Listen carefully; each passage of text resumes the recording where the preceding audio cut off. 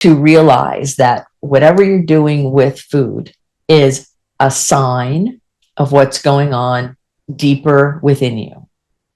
If you're not listening to yourself, or maybe you fooled yourself into thinking that you're listening to yourself, but you're not on deeper levels. So it's time that we, as gifted neurodivergent people who are here with mighty callings, I want you to start listening to yourself. I want to encourage you to listen to you, listen to your own inner guidance. If you're unclear how to do that, find someone to show you the way.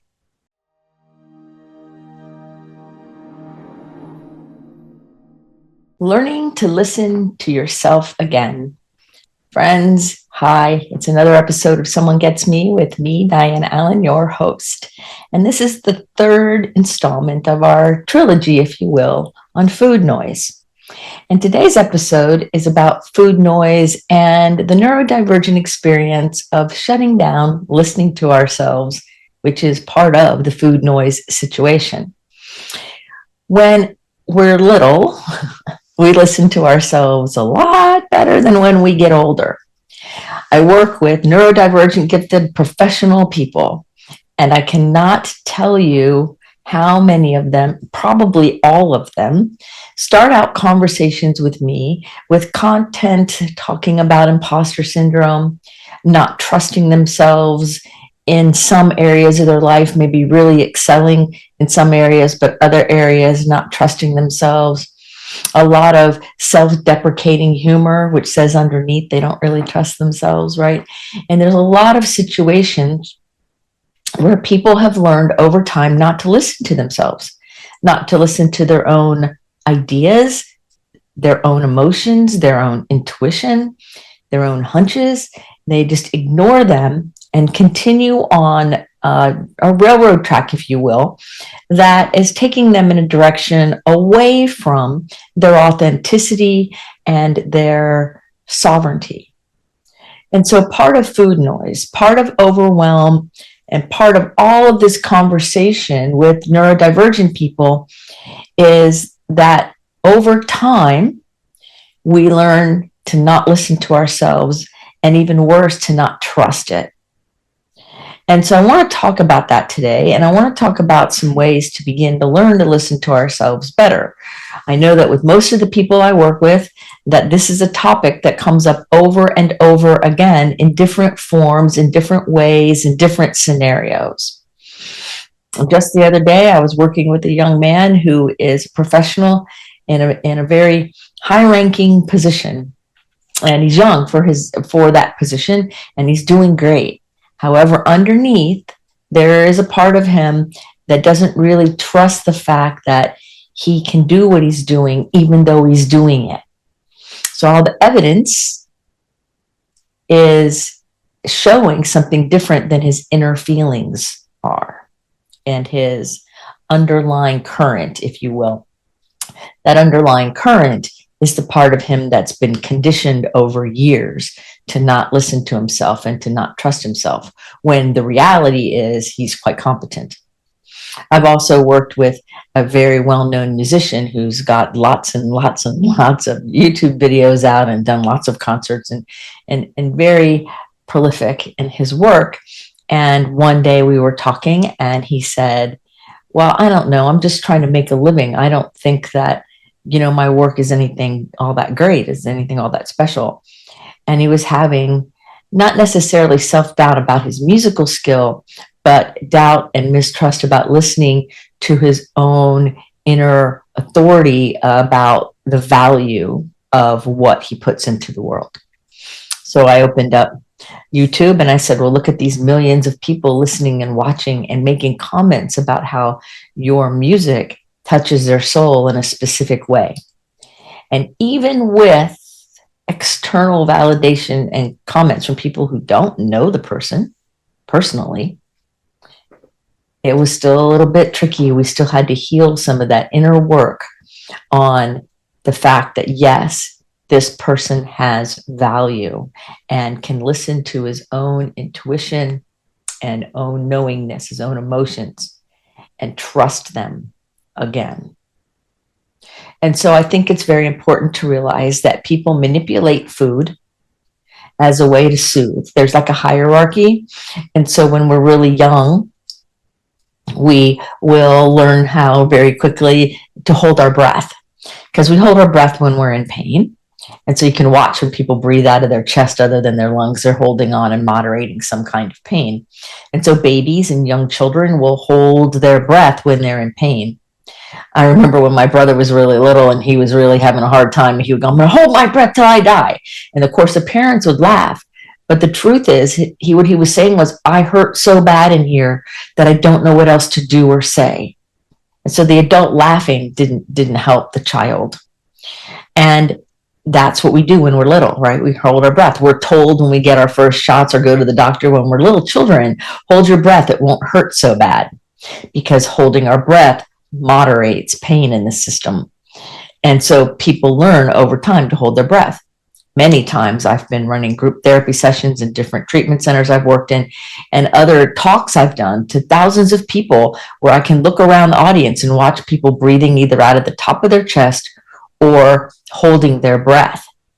That is because the system is moderating a level of pain of some kind. And there's 8 kinds of pain, or 8 categories.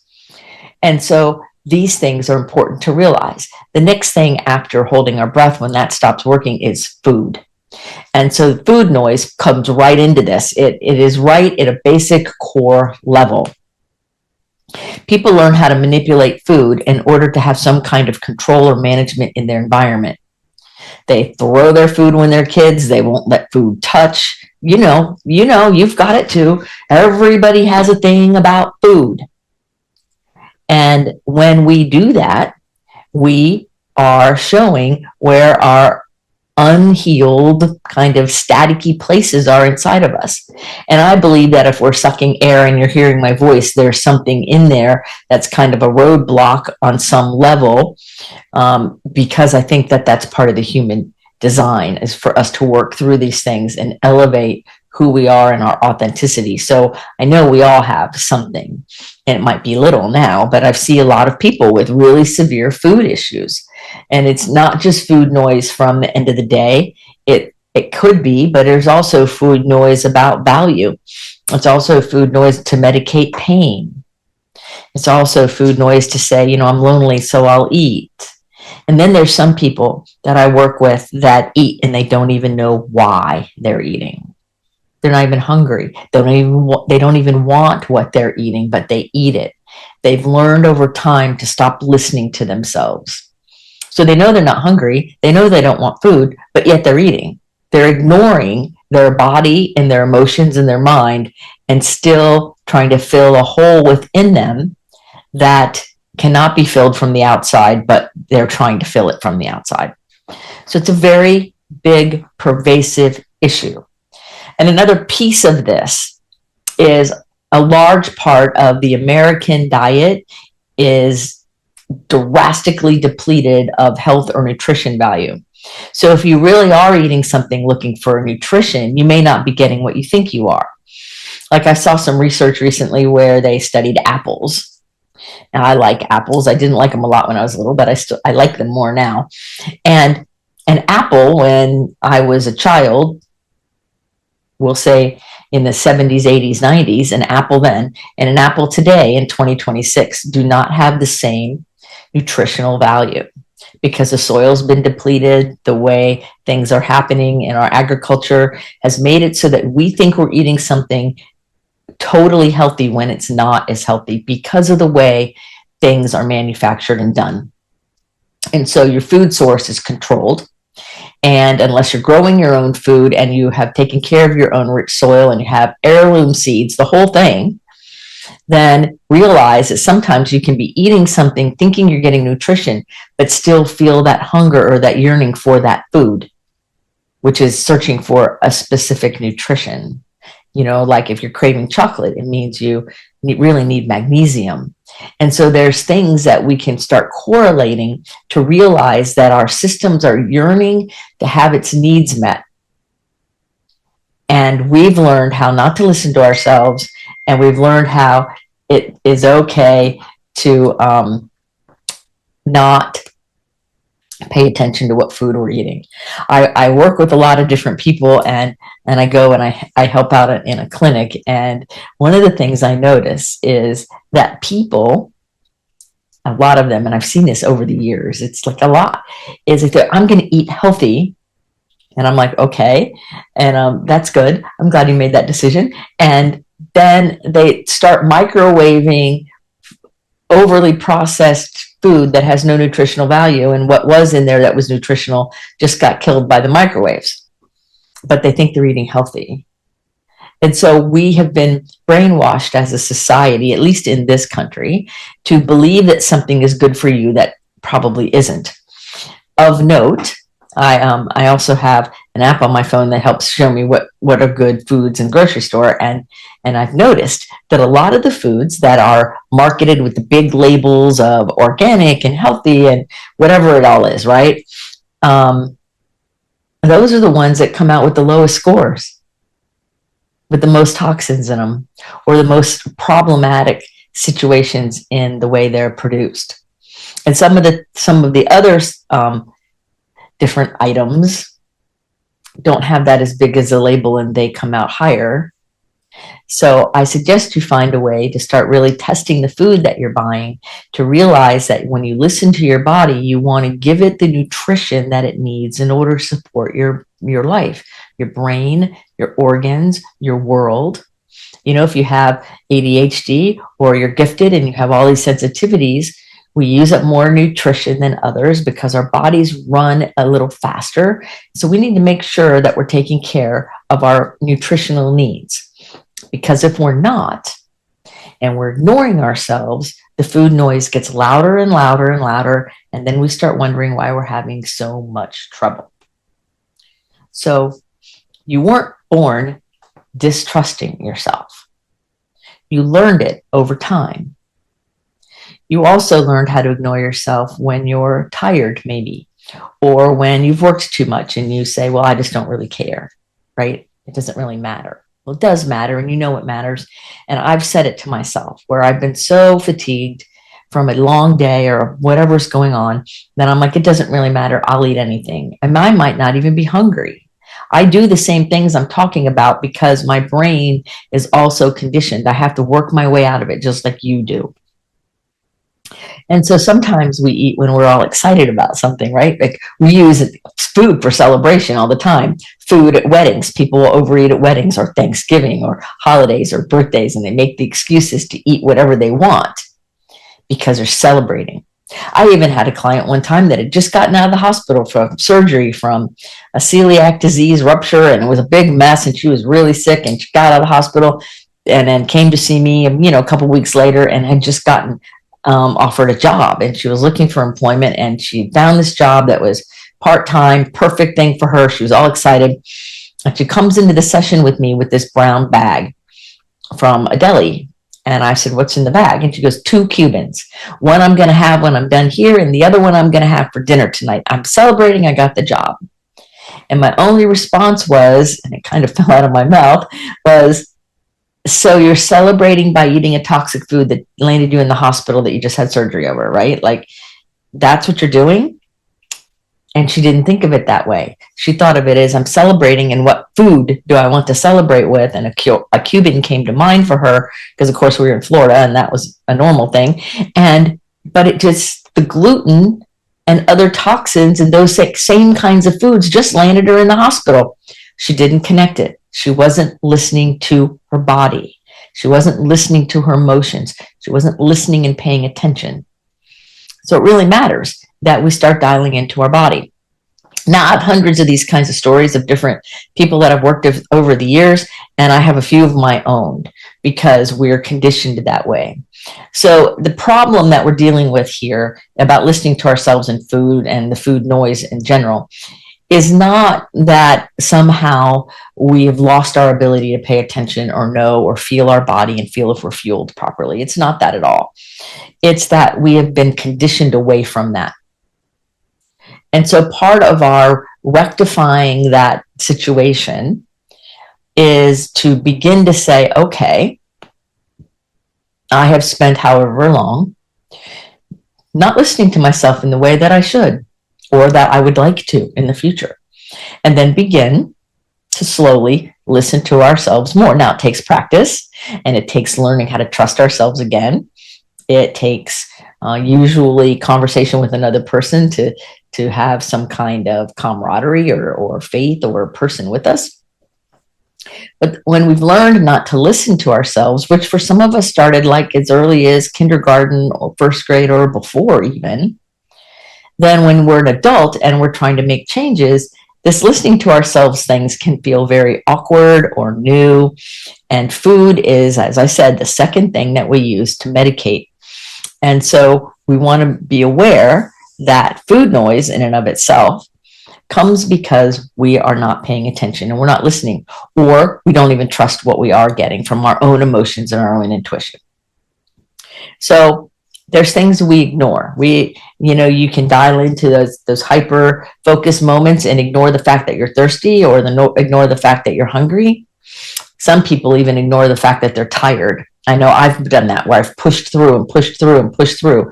And it was almost noble to be tired and exhausted. I mean, when I was in college, it was noble to be exhausted and still pull off great grades, right? And some people do it in their work and they wonder why they get burned out. Well, you get burned out because you're a human being. And if you don't have a way to refuel the organism, you're real basic. If you can't refuel the organism, or you're not refueling it, or you're refueling it with something less than it's able to run on, then we create more and more problems, more and more depletion that leads to then burnout. And if that doesn't get our attention, we end up with some kind of health crisis. It's amazing to me how many people get a health crisis and all of a sudden they change their diet, or all of a sudden they make changes, because it sometimes, for some of us, takes a crisis to wake us up. As I say, we change for one of two reasons: inspiration or desperation. And sometimes it takes desperation, because sometimes when people are inspired, they don't trust it because they've learned not to listen to themselves. Do you see how this goes in circles? So when we need to rest, or we need to eat proper food, or we need to sleep, or we need to drink water, then it's important that we listen to those things. One of the ways we can do that as a neurodivergent person is when you're working a lot, is I set timers on my phone so that I remind myself that at least every hour I get up and I stretch and I drink some water and I move around and I do things to kind of shift my energy a little bit, and then I come back to what I'm doing, so that even when I'm hyper focused, I'm taking care of myself. I used to not do that. I used to push through, and then I was exhausted and didn't know why. And when I got exhausted, I became very short-tempered and very difficult to deal with. I didn't want to be in my own skin, and most people didn't want to be around me when I was like that, and I don't blame them. Now, I didn't understand it at the time, and I didn't know why, but it was obvious now looking back that, oh my God, you were like hard to deal with. And who wants to deal with a prickly, hard person to deal with? Because the people I was around were also doing the same thing. So they were depleted and not taking care of themselves and burned out too. So it was just a big cluster mess.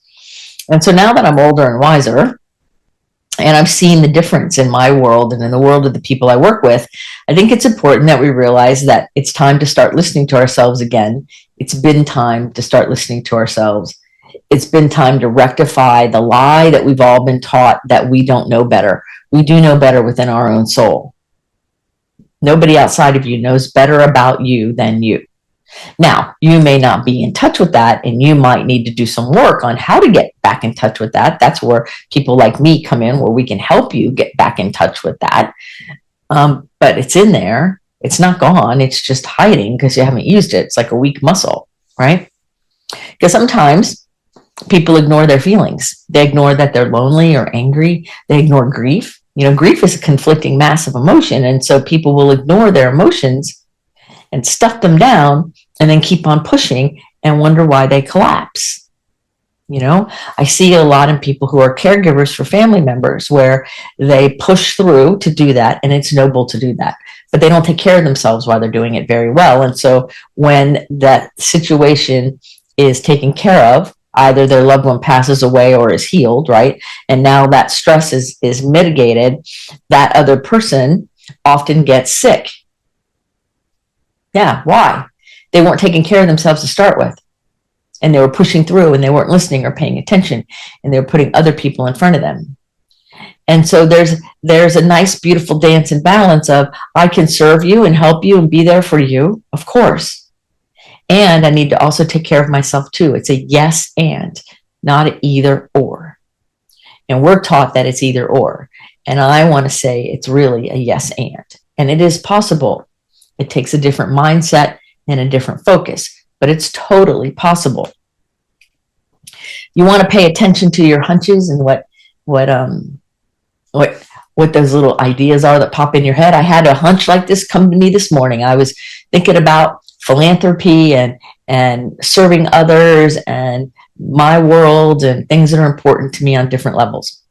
And I thought, wow, gifted people have a hard time with impulse control and thinking through things and all of these different things. And I'm like, well, what if we turned that energy, that impulsive energy, and made it a philanthropy kind of energy? What if we did that? How that would change the world, right? We don't have to have billions. And so I started thinking about those things. And I'm like, instead of consuming food and medicating, allowing that energy to say, how can I be of service? And so I started pondering that. That was a hunch that I allowed myself to listen to, that I can say, okay, this is what I want to do with it, but I can't do anything with it if I ignore it, right? So you want to pay attention to your hunches. There's a lot of times things that you don't know why you know or how you know, but it's important that you know it.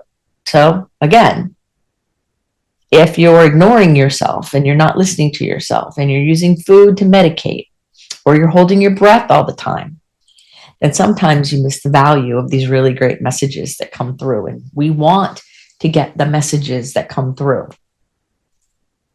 So ultimately, food noise. Ultimately, when we distill it all down, food noise is a self-trust problem. It's ultimately at the very core about not trusting ourselves, not knowing how to regulate, not having confidence and competence in the fact that we can slow down when we need to, that taking care of ourselves is very important, that we can feel our feelings and pay attention to our lives, that we don't have to always be lonely, and that boredom is not the enemy. It matters that we remember that the trust of ourselves is at the very core of food noise. If you do not trust yourself and you're not listening to yourself, then it's likely that what you're doing with food is not necessarily in your best interest. Now, you might trust yourself cognitively because you're smart. And you might trust yourself in other areas. But I'm talking about that deep core self-trust. Like, I trust who I am as a human being sucking air here on planet Earth. And that as I walk through life, I stand in my sovereignty. And I make decisions that are in alignment with who I am in my essence. Which means my focus is on beauty and grace and poise and kindness and generosity and love. On those higher vibration kind of experiences. So when I let myself land in grief or anger or fear or pain or greed or avarice, I'm living from a place that lacks self-trust. So when you see people who are angry out there screaming and yelling and blaming other people and pointing fingers, they don't have any self-trust. Not really. Or they wouldn't be doing that. You notice the people who have a very calm self-trust don't do that, because there's no need for the deflection. There's no need to push out into the world and then have stuff come back in order to feel. I mean, that's why people do that. Why people blame and scream and yell, right? Is so that then somebody will say, you can't do that. And then it comes back at them. And then that energy coming back at them lets them feel, so they can feel like they're alive, because they're so disconnected from who they are. So we get to learn how to stand in our authority as human beings sucking here on planet Earth, because you deserve the space you take up. You're here for a reason, on purpose with a purpose. You've heard that out of my mouth before. So what are we doing? Are we using food to block that purpose? Are we using food to delay or medicate or avoid saying yes to who we really are? What are we doing? Right? It's so obvious. One of the things I see with food, and it happens with me too, is overwhelm. When I'm either overwhelmed because there's so many things to do, my brain shuts down, or I'm overwhelmed because things are so great, right? Like it's a lot of good emotions. When it gets to be a lot, it's easy to say food will take care of it. And it does medicate it. It does calm it down because you eat food and your body has to go to the digestion part and all that other stuff has to go get buried. It doesn't go away, it just gets buried so that your body can digest the food, right? That's not the way it's supposed to be. No. So I think that it really matters that we start paying attention to the fact that food is the effect of the spent cause. Just like substance abuse is the effect of a spent cause. Food's not the message. It's not the problem. It's the messenger. So when you have food noise, it means there's something deeper underneath happening that you might be so disconnected from, you're unaware of it. I know with most of the people I work with, that's the case until we start digging a little bit and we start looking things and putting things together. Then we can see all the little data points and how it comes together. And now the person has authority and agency over what they're doing with their food. And magically, they feel better because they're not putting junk in their body as much, or because now they're making decisions that align with who they are. When we make a decision not aligned with who we are, it's because we're disconnected from who we are. I hope that makes sense. I think it's making sense.